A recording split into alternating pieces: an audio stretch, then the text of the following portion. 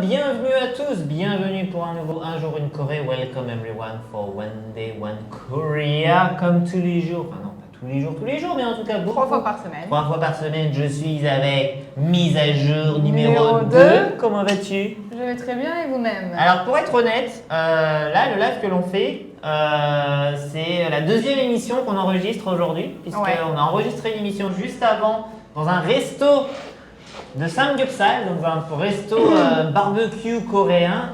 Coucou Loulou 61. On pue le cochon. On pue le cochon, mais littéralement. On pue la viande, alors moi en tout cas, je suis endormi comme pas possible, je suis éclaté.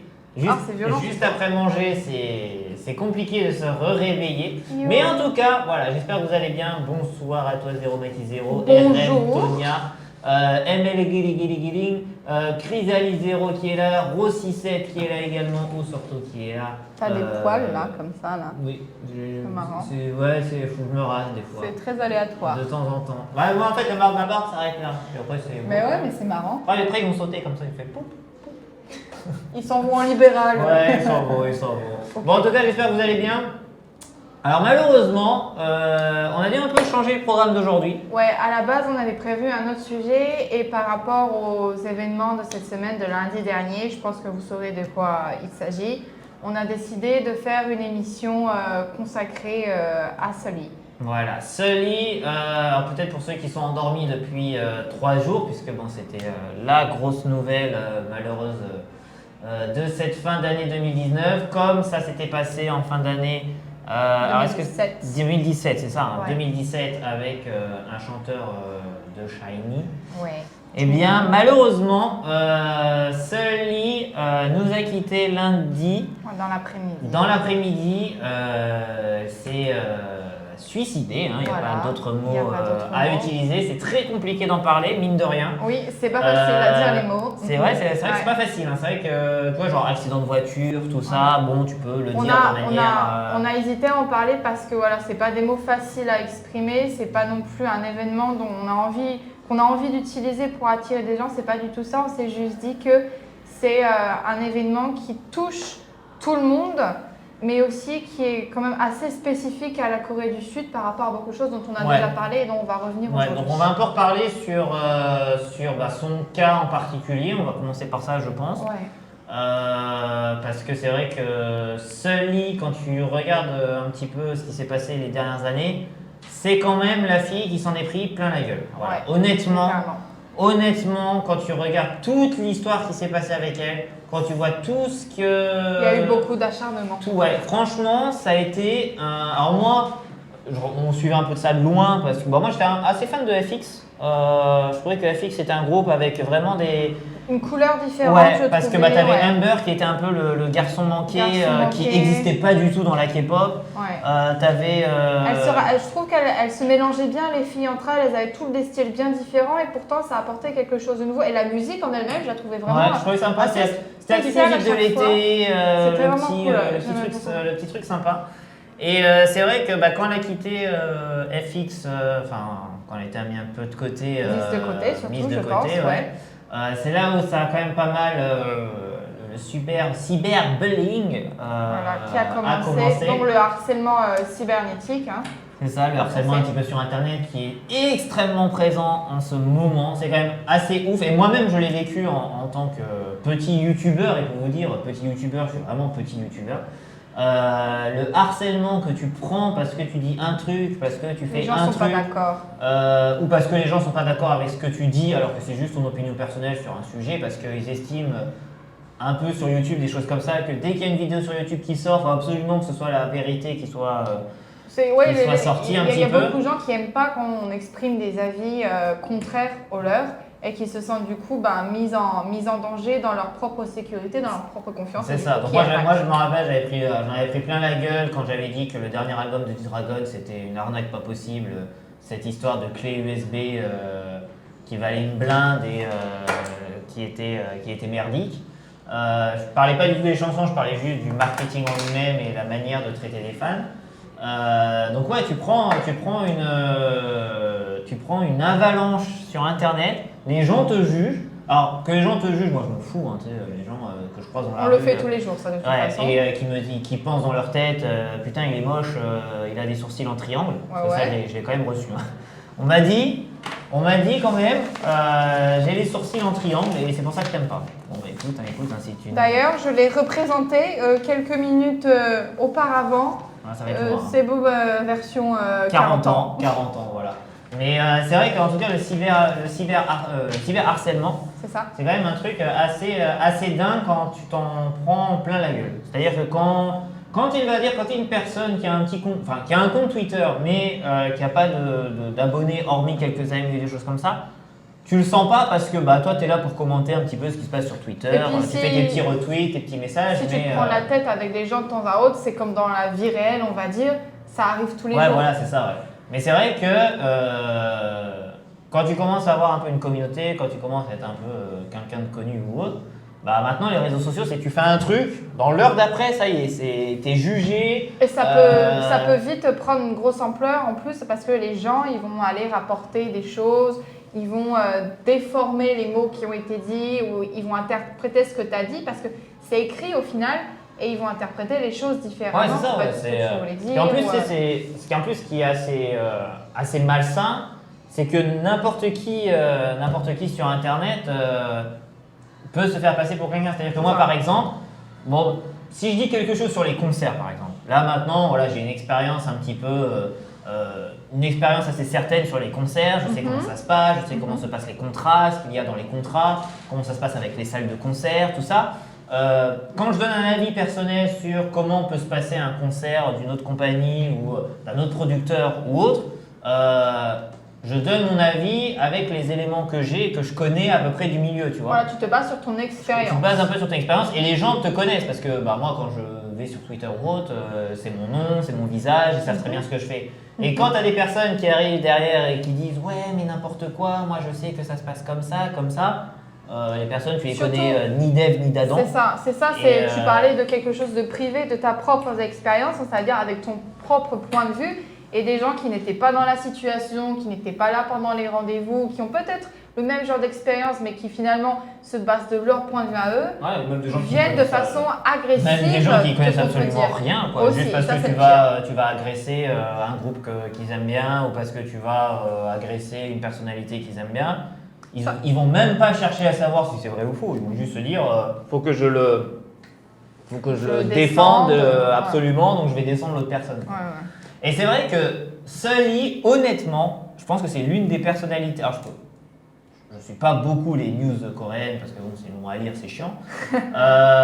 Mais c'est vrai que d'un point de vue extérieur, Sully, depuis 3-4 ans, c'était celle qui s'en prenait, mais tout le temps, plein la gueule. C'est-à-dire que chaque fois qu'elle faisait quelque chose, dès qu'elle acceptait de faire quelque chose, dès qu'elle faisait une image sur Instagram, dès qu'elle faisait un live sur Instagram, dès que on apprenait sa relation avec Choiza, je ne sais plus quel groupe.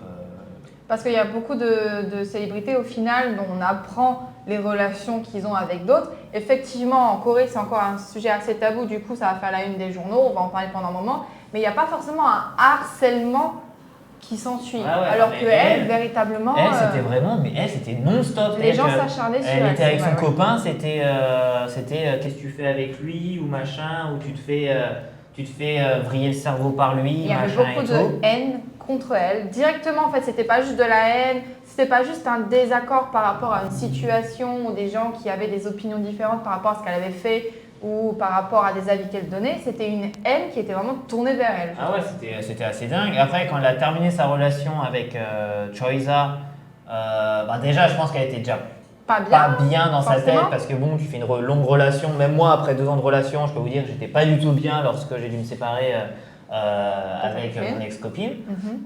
Donc elle, en plus, qui est en plus sous le feu des projecteurs, qui pendant ces 2 ans ou X années de relation, elle s'en prenait déjà plein la gueule. Elle termine sa relation, donc clairement…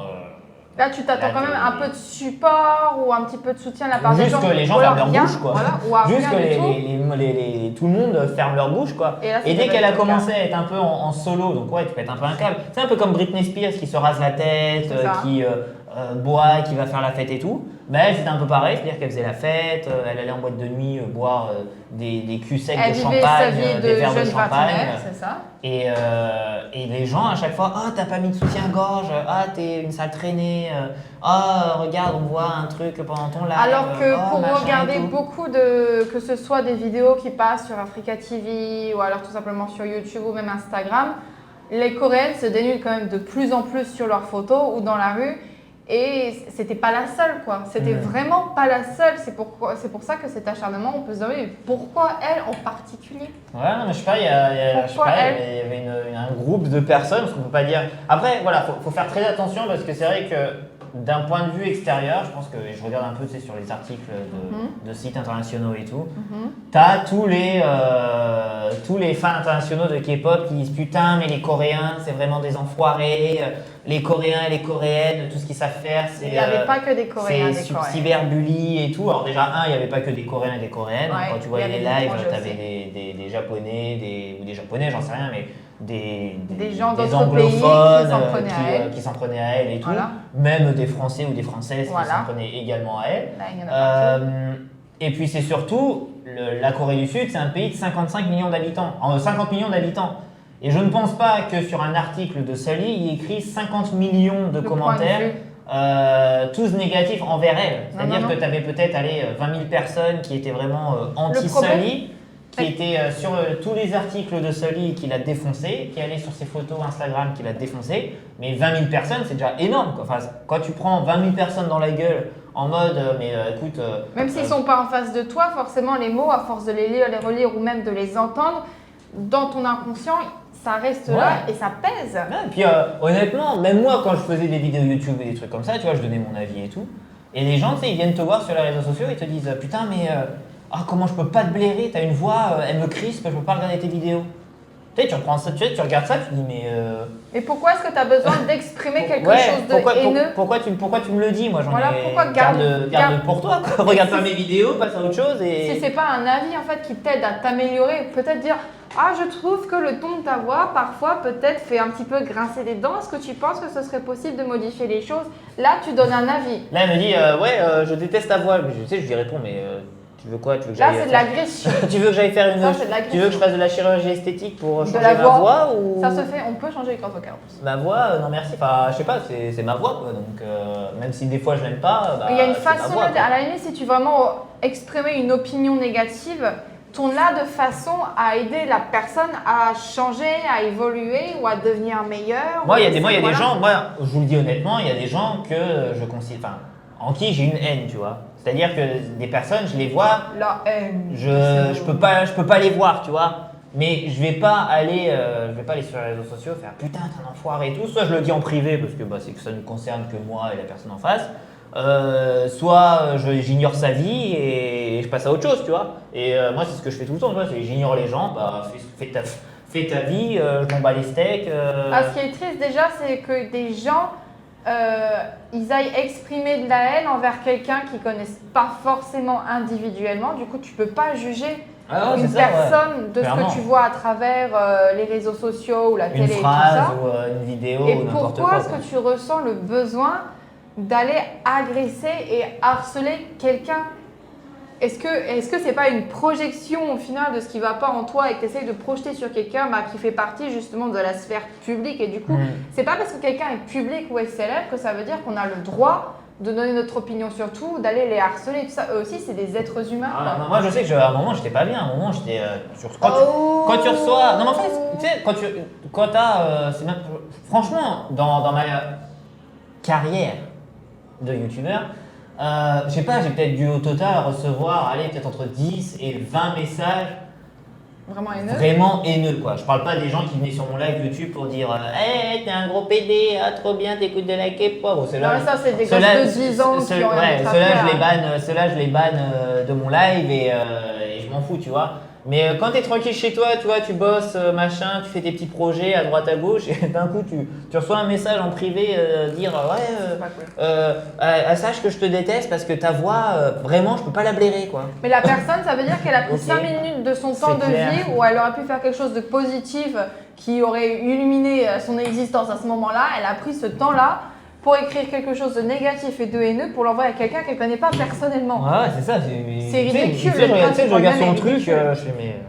C'est complètement, c'est contre-productif. Mais tu sais que même au niveau professionnel, j'ai reçu des messages et je m'en rappellerai toujours parce que moi en fait j'ai une liste noire. C'est-à-dire que moi je suis quelqu'un qui est extrêmement rancunier. Voilà, j'ai beaucoup de qualités. Je peux être beauf, hein, tu sais, hein, je peux faire des blagues complètement beauf qui ne fait rire que ma copine et certains amis.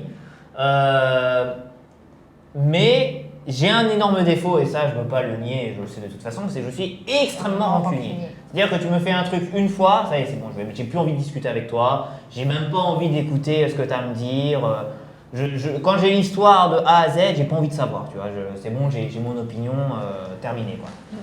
Et donc, pour parler de ça, moi je préparais le concert de The Rose et Marmello. Ouais, c'était cette année. Donc c'était 2018. 2018, pardon. 2018. Et pendant la préparation d'à peu près une dizaine de mois, moi, tu vois, je suis quelqu'un qui, quand je fais des projets, déjà, je pense pas qu'à l'argent, parce que si je pensais qu'à l'argent, il y aurait des concerts qui auraient sauté depuis longtemps. Mais je me dis, qu'est-ce qui pourrait me faire kiffer moi déjà personnellement dans ce projet-là et comment je peux faire kiffer les gens, tu vois, un truc un peu différent, ouais, un truc nouveau, tu vois, un truc nouveau, tu vois, je me dis, putain, qu'est-ce qui pourrait faire plaisir, un truc qui a jamais été fait, machin. Et donc, je me rappelle, je faisais sur Twitter notamment, sur Twitter, je faisais un petit message en mode, bah tiens, sur tel concert, qu'est-ce qui vous a plu et qu'est-ce que vous avez été testé? Donc, entre guillemets, qu'est-ce que vous aimeriez bien voir sur notre concert et qu'est-ce que vraiment vous n'avez pas du tout envie de voir sur un concert qui se fait beaucoup mais que vous n'avez plus envie de voir parce que ça vous saoule, tu vois. Et donc, les gens répondaient et tout. Et à un moment, je reçois un message public. Donc, un mec qui m'avait retweeté, qui dit regardez-le, ce pseudo professionnel des concerts. Moi qui bosse dans ce milieu-là, jamais de ma vie je n'ai vu quelqu'un agir de cette manière. D'accord, alors déjà, juste arrivé à ce moment-là, déjà cette personne-là, je ne sais pas qui c'est, peut-être c'est un professionnel qui fait des trucs énormes. Mais même en tant qu'individu, si tu as atteint quand même une certaine maturité dans ta vie et si effectivement tu es un professionnel, pourquoi tu ne vas pas dire au petit mec qui commence et qui se lance et de façon privée, et mec, si tu veux, moi j'ai bossé là-dedans, ça te dirait que je te montre 2-3 trucs, que je t'explique des filons, que je te… Voilà. Pourquoi est-ce que cette personne-là, elle s'est senti le besoin d'agresser, de critiquer péjorativement, ouvertement, en se la ramenant, en disant « moi je sais faire ça, lui c'est un con ». C'est ridicule. Et donc tu vois, il me répond en public, tu vois, en retweetant. Donc moi, je vois ça, il a pété un câble, donc je vais voir un peu son profil et tout. Et le mec bossait pour une entreprise de production de concerts français que j'avais jamais entendu ni Dave ni d'Adam, mais parce que j'étais pas du milieu, tu vois. Moi, entendu Dave et d'Adam. Enfin moi, j'étais pas du milieu, moi je faisais juste un projet pour me faire kiffer avec les Marmello que j'avais vraiment envie de faire venir à Paris. Le faire, donc tu et j'avais envie de faire kiffer les gens qui venaient au concert, tu vois. Tu te lances. Quoi. Et donc, tu sais, je vois cette réponse, je me dis, c'est un malade ce mec. Alors, tu sais, je réponds, je fais, écoute, tu peux être le leader de ce que tu veux dans le milieu du concert, tu peux être Jean-Paul Pasquier, j'en ai absolument rien à secouer. Si j'ai envie de travailler comme ça, je travaille comme ça. À partir du moment où les choses sont faites correctement. Ouais, tu vois, si j'ai envie de poser des questions aux gens pour savoir ce qu'ils ont envie en parlant d'un autre concert, et ben écoute, je fais ce que j'ai absolument envie. Exactement. Donc bien évidemment, vu que moi j'avais répondu en public, bah t'as une petite communauté, tu vois, t'as les gens qui suivent le projet depuis des mois et des mois, qui savent comment j'ai construit le projet, quelle manière, avec quel groupe, pourquoi on fait ce projet-là vraiment, qu'est-ce qu'on essaye d'amener vraiment sur ce projet-là. Et donc, bien évidemment, en voyant moi ma réponse publique, les gens ils sont allés le voir, tu vois. Ils sont allés sur son compte Instagram, sur son compte Twitter, ils sont allés le voir en privé en mode ferme ta bouche, laisse-le faire son projet tranquille dans son coin. Et là aussi, je trouve que c'est pas forcément la meilleure des choses à faire. Non, mais bien sûr. Mais tu vois, c'est Twitter, tu vois. Le mec il m'aurait envoyé un message en privé, j'aurais répondu en privé, tu vois. Je pense que là, le problème qu'on peut poser, c'est est-ce que dans la vie réelle, si tout le monde s'était retrouvé dans la même salle, déjà, est-ce qu'il aurait ouvert sa bouche? Est-ce que lui, déjà, il aurait ouvert sa bouche? Est-ce qu'il serait venu te voir directement? Est-ce qu'il t'aurait parlé de cette façon? Est-ce qu'il se serait permis de t'aborder de cette façon? Est-ce que les gens après seraient allés le voir pour lui dire dis donc, il faut pas parler comme ça, les gens et tout? Et donc ça m'a fait… tu te rappelles la gamine qui t'avait insulté parce qu'il y avait les Marmello et que The Rose… Ouais, bah, bien sûr, non mais t'as plein de messages comme ça pour dire Marmello elle prend un peu trop de place. Ouais, pourquoi ils doivent partager la scène avec The Rose? Bah, parce que c'est un concert à deux et que bah il n'y a pas un qui est au-dessus de l'autre quoi dans ce projet. Voilà, c'est partage quoi. Voilà. Et donc moi je réponds en public, donc machin, donc il reçoit une tonne de messages machin. Et il refait un tweet pour dire ah ça y est, dès qu'on attaque un youtubeur, il y a toute la il envoie toute sa communauté en mode c'est moi qui ai dit à toute ma communauté les gens allez-y hein, allez on va aller le déglinguer, tu vois. Je fais bah tu sais, moi après je fais mec, moi j'ai rien envoyé du tout, hein, c'est juste que après moi j'ai envoyé en message privé, tu vois. Je dis mec, moi j'ai en rien. message privé déjà c'est vachement plus mature. Et je lui dis mais écoute, tu peux être qui tu veux déjà, j'en ai absolument rien à foutre. Tu peux être Lagardère, Louis Vuitton, absolument n'importe qui, j'en ai absolument rien à foutre. C'est boum au front. Et bref, et la suite de l'histoire, bah, ça sera dans un instant. Puisque on fait une petite pause, hein. Je sais que tu attends la fin de l'histoire. Pas du tout. Pas du tout. On se retrouve dans une deuxième partie après une petite pause de publicité. Exactement. Et je vous laisse avec cette petite vidéo. Et on est de retour dans la deuxième partie, toujours avec mise à jour numéro 2 de son nom Aurore. Je termine vite fait l'histoire, après on revient un petit peu sur Sully, parce qu'il y a pas mal de choses à parler sur Sully. Donc moi je vais le voir en privé, je lui dis écoute, tu peux être qui tu veux, moi j'en ai rien à foutre, déjà me manque pas de respect quoi. Enfin, peut-être que tu travailles depuis 20 ans dans les concerts, bah, continue à faire ce que tu as envie de faire dans les concerts. Si moi j'ai envie d'amener les concerts comme ça. En plus de la part d'un senior, je veux dire, c'est carrément. C'est même un professionnel quoi. C'est pas intelligent, c'est pas pro, c'est pas mature d'agresser un petit jeune qui débarque. Il était jeune aussi, hein. Il était travaillé dans une boîte d'un gros truc. Ça reste de concert, pas une maison. Bref. Et il me fait, puis après à la fin il me fait ah c'est vrai, excuse-moi si ça t'a touché, désolé, j'enlève tout. Je fais bah ouais, enfin. Mais oui, mais non, mais. C'est con quoi. Mais il fallait réagir avant, bah ouais, c'est réfléchir avant quoi. Donc voilà, un peu l'histoire un peu voilà. Entre guillemets cyberharcèlement. Tout ça pour dire que le cyberharcèlement c'est quand même quelque chose qui en France est condamné par la loi. Hein. Donc vous amusez pas à aller vous insulter les uns les autres ou vous allez pas vous dire que parce que quelqu'un est pas d'accord avec vous, parce que vous n'aimez pas sa tête, c'est une raison. Vous retomber, parce que moi je sais que dessus, faut vraiment, financièrement ça peut aussi vous faites face à un connard comme moi. Moi au bout d'un moment quand je recevais genre quelques messages de haine, je me suis dit écoute-moi, le prochain qui me saoule, je vais déposer plainte. Voilà. Et même s'il se passe rien, ils vont recevoir un courrier chez la maman et chez le papa, convoqué à la gendarmerie pour harcèlement sur les réseaux sociaux. Juste ça, moi ça me suffit, tu vois. Sauf juste pour la faire chier, tu vois. Voilà, mais toi en tant que Français en France, tu peux le faire. En Corée. Ouais, en Corée c'est un petit peu compliqué. En Corée, par contre, ils commencent à y penser justement par rapport aux événements. Alors par rapport à ce qui s'est passé avec Sully, certains parlementaires, vous savez que dans une démocratie, il y a ce qu'on appelle une assemblée nationale, parlement, ça dépend des pays. Où il y a plein de politiciens voilà, qui réfléchissent à des lois et qui peuvent amener des idées pour des nouvelles lois dans un pays. Voilà, normalement donc, pour le pays et pour le peuple. Pour le pays et pour le peuple. Et donc avec ce qui s'est passé avec celui qui, on sait tous pourquoi, enfin, pas pourquoi, mais on sait ce qu'il a poussé à faire ça. Comment on appelle ça, les trucs des trucs aggravants là, les circonstances aggravantes.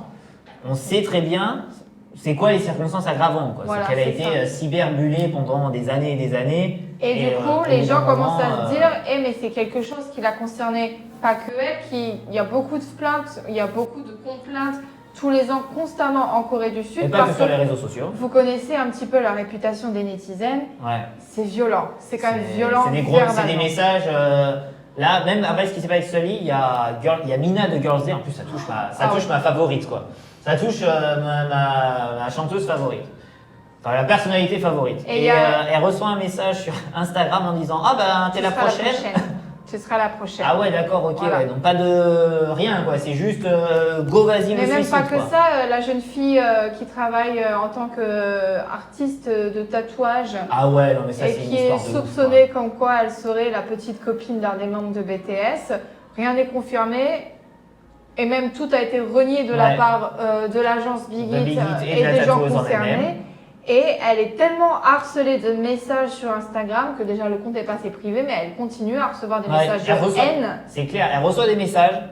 Il y a des gens qui disent menaces de mort aussi. Des menaces de mort. Il y a son salon de tatouage à chaque fois qui est reporté par des gens lambda. Donc il y a la police qui à chaque fois qui les appelle pour investigation sur des histoires qui n'existent pas. À savoir que ça les aide pas non plus niveau business déjà parce que c'est pas bon individuellement, mais en plus parce que le salons de tatouage ne sont pas forcément très légaux encore en Corée. Ouais, Donc, et donc c'est déjà un peu dur. Ouais. Et donc d'après ce qu'elle dit, attention, c'est ce qu'elle dit, mais c'est pour vous montrer un peu jusque ça peut aller. Donc elle reçoit des centaines et des milliers de messages. Alors ça peut être des fans de BTS ou ça peut être des anti-BTS qui veulent ou même des gens qui n'ont rien à voir ou des avec gens toi. qui n'ont absolument rien à voir avec la K-pop par exemple. Donc elle au bout d'un moment, tu vois, elle en a marre. Elle se dit, à cause de cette histoire avec Jungkook, vous êtes bien sympathique, mais moi je m'en prends plein la gueule, quoi. C'est-à-dire que moi j'ai plus de vie. Du coup, à qui est-ce qu'il faut en parler? Ils en ont forcément parlé à la police, puisque c'est l'autorité première à qui tu dois te de ce qu'elle dit référencer. elle, c'est qu'elle a demandé de l'aide à la Big Entertainment.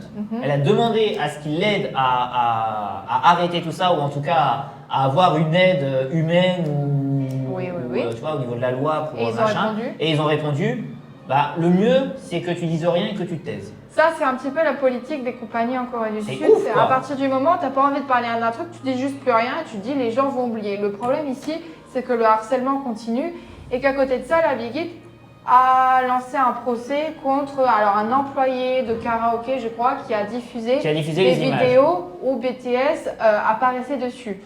Alors bon, d'un moment, il faut savoir, parce que bon, les vidéos étaient diffusées, d'accord, les mecs qui sont au karaoké, ça arrive.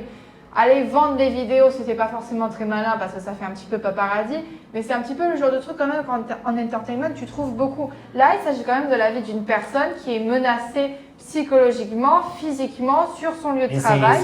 C'est ouf parce que tu vois, elle est amie avec Jungkook. C'est pas de sa faute, ils sont amis, tu vois. Lui, il est extrêmement connu, c'est pas de sa faute. C'est pas de sa faute si Jungkook est le mec le plus connu en ce moment, l'un des mecs les plus connus sur Terre, tu vois. Avec ses cheveux, il est trop beau. Il est trop beau. C'est vrai qu'il est beau. Mais tu vois, c'est pas. Déjà, c'est elle qui s'est excusée de la rumeur, ce qui est quand même assez extraordinaire en Corée. Le salon en lui-même s'est excusé d'avoir levé un tel. Non, mais elle aussi sur Instagram s'est personnellement excusée d'avoir cette rumeur avec Jungkook, tu vois. Alors c'est pas de sa faute. Alors c'est pas de sa faute, tu vois. Et ça, c'est un truc qui est en Corée, qui à chaque fois, c'est la jeune demoiselle, dès qu'il y a une histoire avec une idole très très connue, à chaque fois, c'est la jeune demoiselle qui doit s'excuser d'avoir été dans la rumeur. Voilà, et tout ça. Et de l'autre côté, t'as rien. De l'autre côté, t'as rien. T'as juste des labels qui disent l'histoire est fausse, point barre, terminé. T'as même pas de message de prévention pour dire attention, parce que moi, je sais pas, quand tu es une société comme la SM Entertainment, quand tu es une société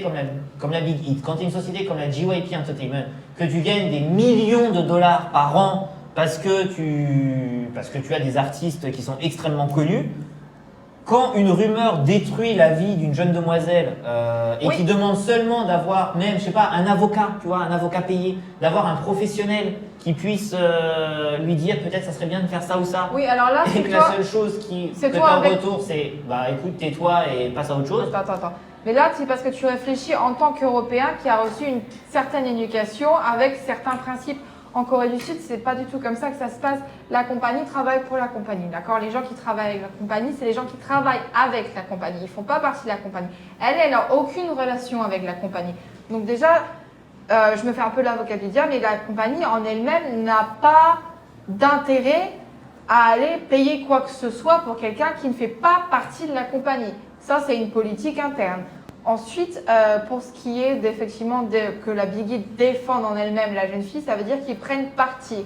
En tant que compagnie où il y a toute une histoire, voilà, tu as un public, tu as une audience, tu dois toujours gérer la communication avec ces gens-là et tout ça.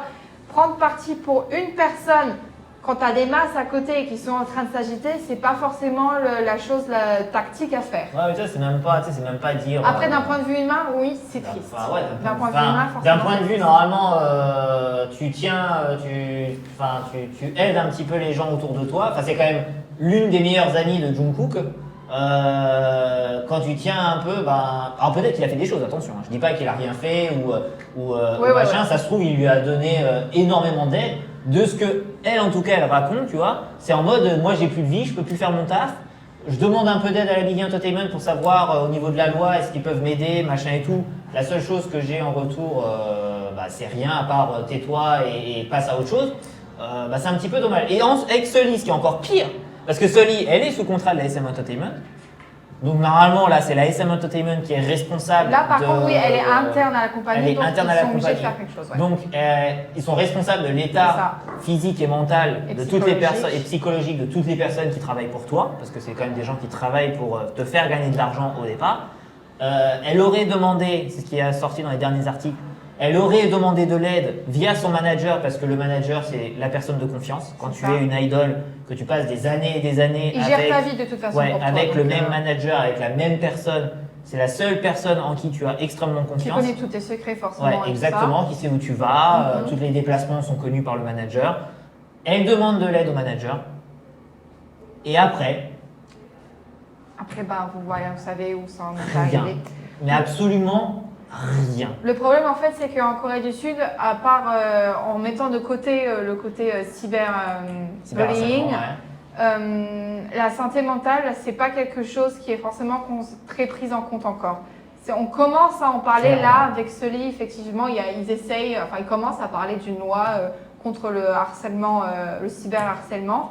Vous l'avez dit pour le membre de Shiny. Mais la santé mentale, le bien-être en lui-même, ce ne sont pas des choses qui sont prioritaires tout simplement parce qu'on l'a déjà expliqué plusieurs fois. Non, c'est pas tabou. C'est juste que c'est pas prioritaire parce que comme on l'a expliqué déjà plusieurs fois, les apparences font que il faut montrer le succès, il faut montrer la profusion d'argent, de réussite et tout ça avant de montrer que bah, tu vas pas bien, que tu as mal. Les Coréens, quand ils vont pas bien, en général, ils n'en parlent pas. Ou ils en parlent qu'aux gens qui sont autour d'eux. Et même entre famille et amis, en général, on a tendance à dire « Mais non, ça va passer » ou « Mais non, t'inquiète pas, ça va changer » ou voilà. Et t'as vu, j'ai les muscles là. Et ça, c'est quelque chose qui est encore assez inhérent à la société et qu'il faut changer. Et c'est pour ça que maintenant, je pense qu'avec ce livre, ça a vraiment créé un choc. Et vous pouvez voir à partir des sources coréennes. C'est un choc qui va durer 2 semaines. Non, ils ont quand même changé quelque chose. Ils ont apporté quelque chose de nouveau. C'est que sur tous les articles où ils parlent de ce livre maintenant, en coréen, ils donnent le numéro de la hotspot pour tous les gens qui se sentent déprimés, qui ont besoin de parler, qui ont des tendances suicidaires et qui auraient besoin d'avoir un soutien professionnel. Et ça, déjà, je trouve que c'est une grosse avancée. Moi, la dépression, c'est quelque chose qui me touche énormément pour... Alors, j'ai jamais été diagnostiqué comme dépressif, mais je sais que dans ma vie, j'ai eu des moments où, vraiment, j'étais vraiment pas bien. J'ai ma mère qui a eu des moments extrêmement difficiles. J'ai mon ex-petite amie qui s'est fait harceler sexuellement au travail et qui pendant 2 ans, et j'imagine encore maintenant, a été extrêmement dépressive. Et je sais je l'ai vécu avec elle pendant 2 ans parce que j'étais son petite amie et que j'essayais de la sortir comme je pouvais de cette galère-là. L'image que tu as envers tes parents quand tu dis que tu vas pas bien, que tu es dépressif ou autre, c'est presque à oublier. Aller voir une psychologue, c'est presque aller voir l'avocat du diable. Et t'as pas envie parce que si tu vas voir un psychologue, presque c'est la fin de ta vie.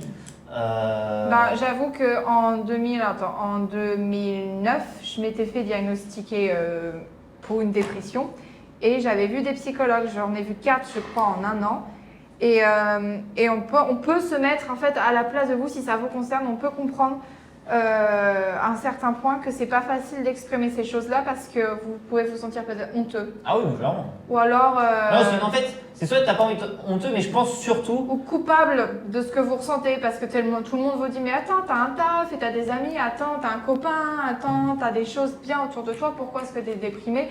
C'est une condition médicale. Ouais, c'est surtout t'as pas envie de faire chier. Enfin, moi en tout cas, je sais que par exemple, jamais. Enfin, je me connais. Et j'ai pas envie de faire chier les gens en fait. Moi quand j'étais pas bien par exemple, j'en parlais un petit peu avec mes parents, mais j'avais pas envie de les saouler avec ça. Ma mère elle avait déjà ses problèmes à elle. Mon père devait s'occuper de ma mère qui était pas bien. Toi en tant qu'enfant, t'as juste pas envie de les faire chier avec ça. T'as pas envie d'en rajouter parce que tu dis mais là mais ça, elle va péter un câble. C'est que c'est pas juste toi ou certaines personnes. C'est notre société qui nous a élevés comme ça. Tu as tes problèmes, c'est toi, c'est personnellement, tu dois les régler tout seul. Sauf que pas du tout. Il y a d'autres pays qui sont beaucoup plus avancés sur ce niveau-là. Par exemple, les pays nordiques, le Canada aussi, qui font beaucoup de recherches, d'études. Et en fait, rien que le fait d'exprimer et de partager ce que tu ressens avec quelqu'un d'autre peut t'aider déjà à aller mieux. Simplement, je suis quelqu'un qui stresse extrêmement facilement. Tu le sais très bien que je stresse extrêmement facilement. Des fois, je me dis, tiens, même pas en mode est-ce que je suis dépressif ou pas, mais tiens, des fois, je me dis, tiens, j'ai bien envie d'aller voir un psy, tu vois, aller discuter 2 heures avec un mec que je connais pas, qui s'y connaît en psychologie, qui s'y connaît en manière de. Enfin, qui comprend, entre guillemets, de quoi on parle. Et tu sais, juste discuter, tu vois, juste dire discuter, puis peut-être après de se sentir mieux, je sais pas. Tu vois, même si maintenant, moi, ça va, tu vois, ça va de mieux en mieux et voilà, nouvelles copines, le business qui se fait, les petits lives avec toi qui sont marrants, donc on se voit assez souvent en plus, donc c'est cool. Mais c'est vrai que, tu sais, des fois, tu sais, c'est un peu comme si tu vas à l'hosto, tu te dis, tiens, est-ce que mon corps va bien? Tu sais, des fois, il y en a qui le font, tu vois, un petit check-up. Un petit check-up, il y en a qui y vont, paf, paf, ok, ça va. Mais c'est vrai que au niveau mental, t'as pas ce réflexe-là de dire, tiens, petit check-up mental. Je vais aller voir une personne professionnelle. Et c'est très important parce que votre mental est relié en fait à tout ce qui se passe physiologiquement dans le corps et parfois tu peux avoir mal à des endroits, te sentir pas bien et tout se passe dans ta tête. Ah ouais. Bah moi par exemple, en Corée, quand ça se passait, quand j'ai dû me séparer de ma copine, tout ça, parce qu'au bout d'un moment ça te tue aussi. C'est-à-dire que quand tu es avec quelqu'un qui est dépressif, moi franchement, honnêtement, tu vois, tous les jours, tu essayes de l'en sortir, tu vois, tu te dis, je vais peut-être avoir le petit truc qui va lui faire penser, mais en fait, oui, en effet, voilà, il s'est passé des trucs à mon boulot ou autre, mais voilà, j'ai quelqu'un maintenant qui tient à moi, j'ai quelqu'un qui peut, qui est pas là pour abuser de moi ou autre, qui est vraiment là parce qu'il se tient hyper à moi, et tu sais, t'as toujours ce petit côté, allez, je peux peut-être l'aider à s'en sortir, mais honnêtement, au bout de 2 ans, quand tous les jours, dans ta tête, ça t'atteint toi-même parce que tu te dis putain, attends, faut peut-être pas que je lui dise ça parce que si je lui dis ça, ça va pas être ouf. C'est pour ça que de partager les choses déjà avec des proches, des gens avec qui tu te sens en confiance, ça va pas résoudre la chose. C'est un premier pas, mais il faut pas s'arrêter là. Il faut vraiment ne pas hésiter à aller demander à des professionnels de l'aide, à aller demander autour de vous, à faire des recherches sur Internet, savoir comment est-ce que vous pouvez vous aider vous-même à aller mieux. J'ai été diagnostiquée avec un niveau 5, je crois, d'anxiété. Du coup, en fait, c'est l'avant-dernier level avant de plus pouvoir rien faire à cause de ton anxiété. Et du coup, je sais qu'au début, je me disais, mais je vais devoir voir un psy, mais est-ce que ça veut dire que je suis folle? Est-ce que ça veut dire que je vais devoir vivre toute ma vie avec des médicaments, des trucs comme ça? Et rien que le fait d'en parler avec des gens et de vous renseigner vous-même sur quels sont les symptômes, quelles sont les causes, qu'est-ce qui peut… C'est déjà un premier pas et c'est quelque chose qui va vraiment vous aider à aller de l'avant. Et je sais qu'aujourd'hui, je me sens vachement mieux. Ça fait quelques années et je me sens déjà vachement… Rien que le fait de vous renseigner sur pourquoi vous vous sentez comme ça, ensuite en parler autour de vous et aller voir des professionnels, ça peut vraiment je pense que comme quand tu prends un rendez-vous chez le dentiste, faut prendre le truc, bah tiens, je vais prendre un rendez-vous avec un professionnel du mental. Faut y aller. Un petit check-up pendant 2 heures, dire bah voilà, moi je suis là parce que j'ai envie de discuter. J'ai envie de savoir ce qui se passe dans mon corps. J'ai envie de savoir si tout va bien, je suis en train de penser comme ça, je suis en train de penser comme ça, je suis en train d'être obnubilé par le succès d'un autre, ou tu vois, n'importe quoi, et le mec il va te dire attends. Parce que là, j'ai entendu que tu étais obnubilé par le succès d'un autre. Est-ce que tu peux m'en dire un peu plus? Pourquoi tu es tellement obnubilé ça? C'est des professionnels, du coup, les petits détails que les gens qui sont autour de vous ne remarqueront pas, eux, ils sauront qu'il y a une signification derrière. Et je pense que ça peut être… Moi, je sais que ma mère a été pas mal voir un psychologue et tout. Bon, après, c'est vrai que c'est un long… Quand les personnes sont vraiment dépressives, c'est vraiment un travail sur tellement long terme, quoi. C'est pas en une séance. Mais même les personnes qui sont plutôt bien, je pense que ça serait pas, tu vois, presque obligatoire, quoi. Un petit check-up, dire allez, on va voir un professionnel, paf, on discute, qu'est-ce qui se passe? Bon, je vois que vous n'avez pas trop de problèmes. Même si, au final, même si vous vous sentez bien, c'est pas une mauvaise chose d'aller faire un petit check-up, voir si tout va bien. Peut-être. Il y a toujours un truc de toute façon qui t'énerve, il y a toujours un petit truc qui te. Et parfois vous vous dites, c'est quelque chose qui revient souvent, mais c'est pas grave, c'est juste un détail et ça peut être le début, ou alors ça peut être un élément qui révèle quelque chose de plus profond. Et ça vous prendra juste un petit peu de votre temps. Et bon, un petit peu aussi d'argent aussi, mais c'est pour votre bien sur la longue durée. Moi, à chaque fois, je me dis, tiens, en Corée, c'est un peu compliqué parce que pour aller voir un professionnel qui parle coréen, déjà, je ne comprends pas le coréen, ça va être un peu… Il y en a beaucoup, pour ceux qui résident en Corée, il y a beaucoup de professionnels de la santé et de la santé mentale qui parlent anglais, notamment sur Itaewon. C'est vrai que même en anglais, c'est quand même compliqué, tu vois. Même en anglais, pour nous, en tant que Français, quand c'est pas ta langue natale, c'est pas ta langue natale, tu peux pas être aussi ouvert que, il y a des, mais que si c'est le français. Quoi. De nos jours, Internet ne sert pas juste à exprimer des choses négatives. De nos jours, on peut trouver des psychologues qui Skype. Donc si vous avez besoin, si vous faites des recherches, et on peut trouver des gens aujourd'hui qui sont là pour vous aider. N'hésitez pas à en parler autour de vous, n'hésitez pas. Je vais essayer de faire ça pour on a créé un Instagram, c'est pas une hotline, c'est un Instagram qui s'appelle Un jour une Corée, donc 1 en chiffres, jour, une Corée sans accent. Exactement. Où on aimerait pouvoir discuter avec vous des sujets qu'on aborde, des sujets peut-être que vous voudriez vous aborder avec nous. Et on partage des petites photos de nos journées, de ce qu'on peut manger, de ce qu'on visite, où est-ce que l'on vit. Donc, si vous avez un Instagram, n'hésitez pas dans le chat. Je sais que Loulou61 fait un énorme travail de traduction. Merci, t'es super. Merci, t'es génial. T'es super. Un jour une Corée, hop, vous pouvez suivre directement sur Instagram. N'hésitez pas à vous abonner, hein, c'est très important. Mais voilà, c'est vrai que tu as le business. Psychiatre, c'est pour les enfants. Là, je viens de voir les commentaires. Le psychiatre, c'est plus pour les enfants et psychologue, c'est déjà plus pour les adultes. D'accord, très bien. Voilà. Eh bien, écoutez, merci à vous. En tout cas, nous, ça fait du bien un petit peu de parler de choses comme ça.